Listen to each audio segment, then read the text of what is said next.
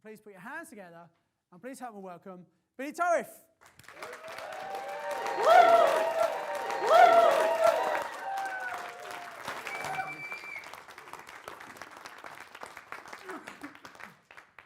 No pressure is first off. Let's do the first thing first and see if I can operate it. He turned it the other way. Okay, so good morning, everyone.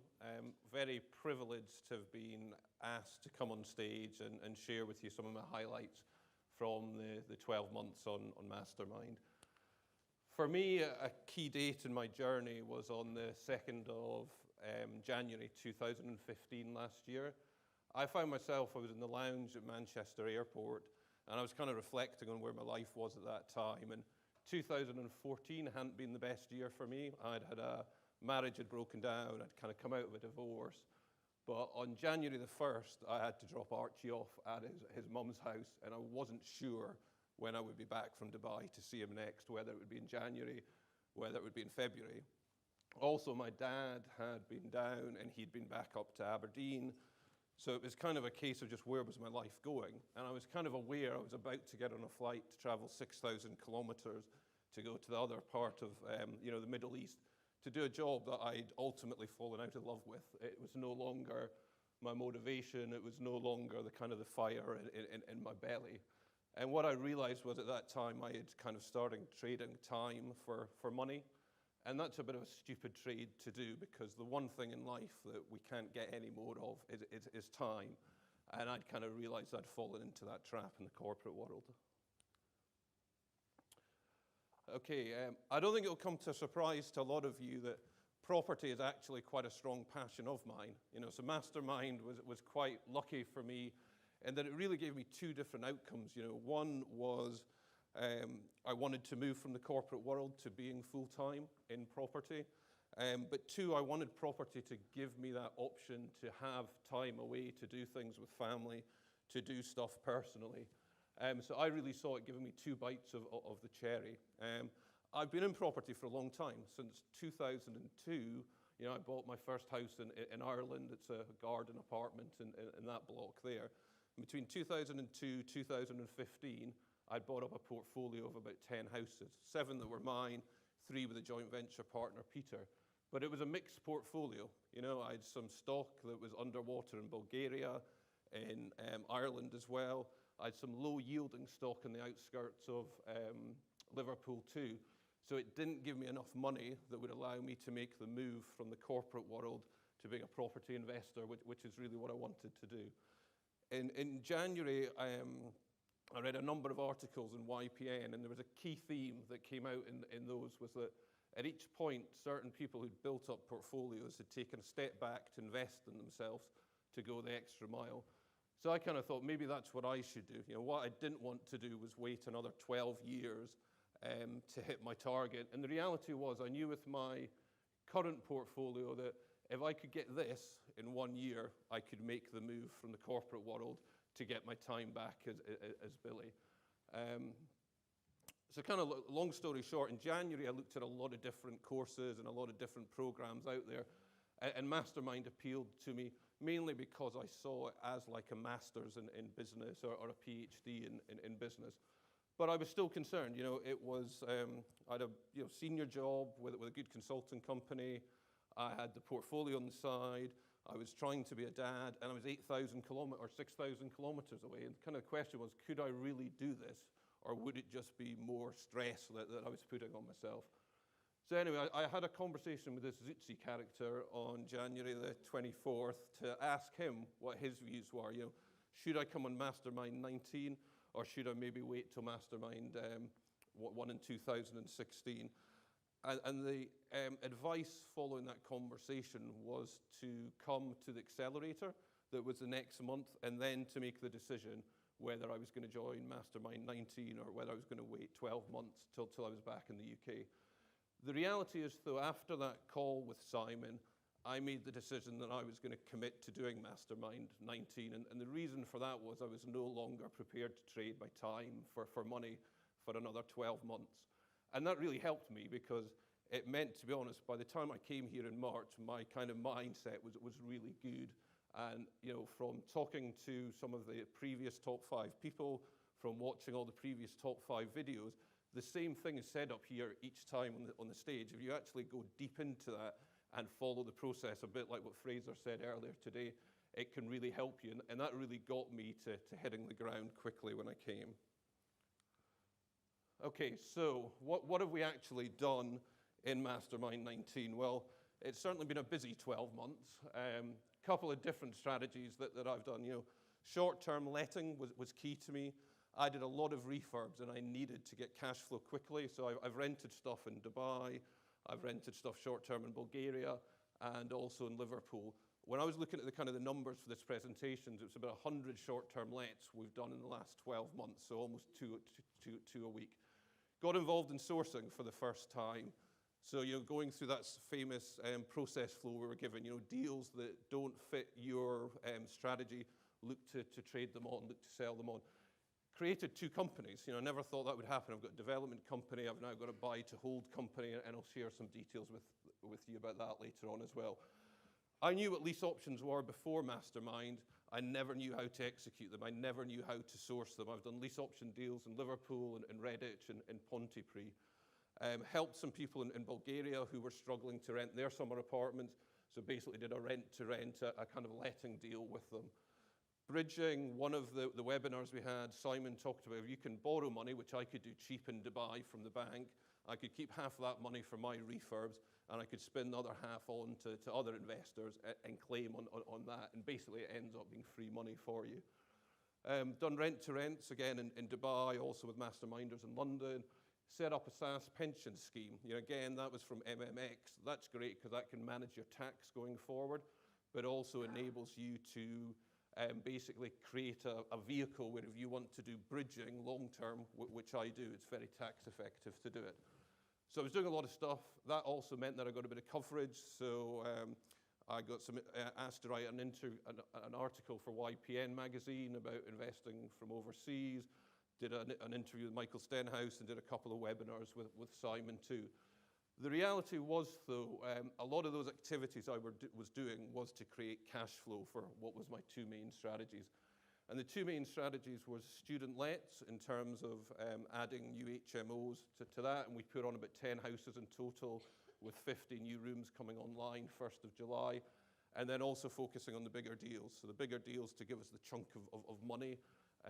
Which was conversion of 4 office blocks to 20 apartments. So there's about 45 deals done since the time I spoke to Simon. And if you think of between 2002 to 2012, to 2014, it'd taken me that long to just get 10 properties. So from my perspective, going from that to that really shows me what being in this environment and committing yourself to a program like this can do for you. We'll go into some of the individual deals now and touch base on them. So this is one of the student houses. And I love student houses because of the cash flow they give you. If you look at this deal, the profit's just over 10K. If you do that every year, you only need probably 3 or 4 of them to get kind of close to that target. But how do they give you such good cash flow is really through momentum investing. And when you're doing momentum investing with these deals, we're doing 2 things. We're doing big refurbs to them. We're adding additional rooms, so we're going up to the attic. We're going out the back as well and doing large extensions. So we're going from 2 bedrooms to 6-bedroom houses. But the other opportunity you have for momentum investing is at the price that you buy. And the reality was, before Mastermind, I'd spent all my time going against other investors, so being in auction rooms, being on Rightmove, against other people. It wasn't until I realized I should be looking for the seller rather than the house that we managed to be able to scale up a lot quicker. And a lot of my deals this year have been off market. Stuff that has been sourced through landlord letters, through Facebook, through LinkedIn, through Gumtree.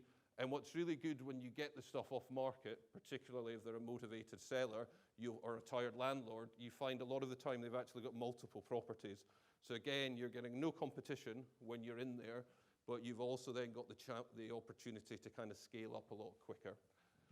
Finally, what I really like about this model is my time is spent sourcing the deal and financing the deal. the whole process then of actually refurbing it, the furniture, the architects, the letting of it, is the same house from house. So it's a really good model to rinse and repeat, and as I say, can give you great cash flow as well. The second deal I want to talk to you a little bit about is Hamilton Square, and I'm pretty sure this won't come as a surprise to you being up here. You know, Hamilton Square was the conversion of 4 office blocks into 22-bedroom apartments. What I loved about this deal was the amount of different touch points that it actually had. And when I went into doing the deal, you know, I went into it to push myself to the next level. I went into it to make some cash. What I didn't realize was, though, how much I would enjoy the different touch points. You know, ultimately, we've got 20 investors now who are going to own each of these apartments, and that'll give them a return for as long as they hold them, can be kept for their kids, etc. We're going to have 20 tenants who are going to be in brand new apartments in a great Grade 1 listed building. We've got investors from Crowd Property who could invest from as little as £500, getting a return on that. Our refurb costs for that were 600k. So, you know, we've put work in terms of 600k into construction companies in the northwest of England, and that's something I'm hugely proud of, and I really never thought would do during Mastermind. The other big thing with that is, though, it takes responsibilities. You know, when you've got builders to pay, when you've got bridgers to pay, when you've got Crowd Property to pay, when you've got the buyers to pay. So you really need to manage your cash flow tight on deals like this. And again, that's a skill I've managed to develop as a result of Mastermind. And with Hamilton Square, what I'm really pleased to say is this week we issued our first notice to complete on the first 10 apartments. And next week we should be issuing notices to complete on the final 10 apartments. So what that basically means is that during the period of Mastermind, you know, we've gone out, we've managed to source a deal, we've managed to fund it, we've managed to build it, we've managed to sell out 20 apartments. And when I spoke to Simon in January last year, you know, my next house purchase was a £40,000 terrace house that was a cannabis factory. And we turned it into a great student house. We took out the cannabis. But, you know, that's where I thought my future was. That's what I was doing, standard terrace, buy-to-let houses. Never did I dream I would go from doing that 12 months ago to doing this in the last 6 months. And again, that's really the power of being in this environment and the power of this group to do stuff like that. Okay, the figures, yep, it's certainly been a good year. Totally surpassed anything that I thought that would do. You know, managed to put on about 4 million of assets during the Mastermind course. In terms of the actual profit before joint ventures are paid out, we're at 470,000. My share of that post joint venture funding will be about 265,000. You know, that's a hell of a lot of money. You don't need that money to live off a year. You need half of that. You need a quarter of it. But I'm now in the position, thankfully, to Mastermind and thankfully to the investment I've made this year, that I now have a choice what I want to do. You know, a lot of that, the good stuff about that as well is your annuity business stays with you. You know, so your student houses, your lease options, that stays with you year on year. In terms of advice, I really look at it as kind of 2 main components. You know, you have your mindset perspective, and then you have the property perspective. And the important thing I would say to anyone is to get your mindset right. And that, you know, the first month Simon says that it's not about property, and he's correct. You know, if you can get this bit right and you can get your focus, the property stuff will take care of itself. You know, and when you look at the property stuff, all the strategies work. Whether you want to do flips, whether you want to do HMOs, whether you want to do conversions, they work. Get something that's close to your heart, close to your values, and focus on it. And then what Simon said this morning, keep it simple. Too many times I think we complicate stuff. To do any of these deals, you have to source the property and then you have to fund it. And you have to do it in that order. Again, before Mastermind, I actually thought money had the highest power. But I've realized without a doubt it's actually sourcing. And if you look at Hamilton Square, that's a good example of that. You know, Hamilton Square, I had funds lined up from a bridger, then Crowd Property underwrote it, and then they opened it to the crowd. So it was funded 3 times, you know. So there's enough money out there to fund deals. What's actually harder is getting some of the deals together. All the other stuff then, your refurbishments, your technical stuff, pay people for it, outsource it. But the stuff that will give you the strategic advantages, sourcing stuff and funding it, it's a really simple business once you just kind of follow it. And then finally, accept it's a journey. It's kind of, there isn't a straight line. And one of the things I've got better of as a result of Mastermind is actually being aware of that journey and realizing there's different curves around the corner and enjoying it. Okay, I'm kind of wary now. I'm running out of time. Dave's put up his card, but one of the key things is to do this, the whole principle of Mastermind is that 1 + 1 is greater than 2. And I never knew that, again, before I came here. I thought it was a case of you just work hard, you put your head down, that's your end results. The reality is linking into a group like this, linking into an environment will help everyone to move. And I'd really like to thank each one of you individually for making the last 12 months such a great year for myself. There's a lot of other people up there I'd kind of like to thank, kind of Simon, Fraser, a number of other people in the kind of the peripherals of Mastermind, my coach Rob McFawn, Mark Deering, Michael Dong, Joe Simpson, Andy Gwynn, all who helped me in terms of getting a clear steer on where I was going. And then also, the guys back in Liverpool have ultimately delivered a lot of this stuff. And finally, our tenants and also our investors and our house buyers, if you don't have them, this kind of beautiful world of property doesn't necessarily work. So then finally, where are we? We're now 12, 13 months on from that time when I was sitting in that lounge in Manchester Airport, worrying about trading my time for money.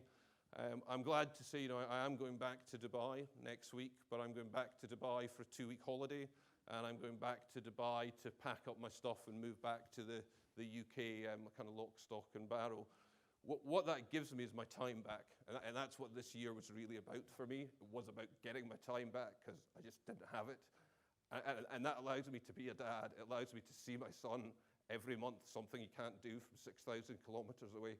It allows me to do stuff that, I'm not a materialistic person. I don't have a posh watch. I don't have a flash car. But what I do, I enjoy experiences, whether that be sporting events, whether that would be time out with family, etc. And now I've got my time back, and that's all I really wanted. I'm quite bullish about where the property will go, but I'm actually going to reflect on that for some time over the next couple of months before moving to the next level. And then finally, I'm really glad I've tapped into the self-development circle. I don't know what I've been doing, to be honest, for the last 15, 16 years. It wasn't since I really tapped into this that I realized how far you can push yourself and what you can actually deliver if you put your mind to it. And I'd just like to put a big thank you to each of you for helping this to happen and make it such a good year. Thanks.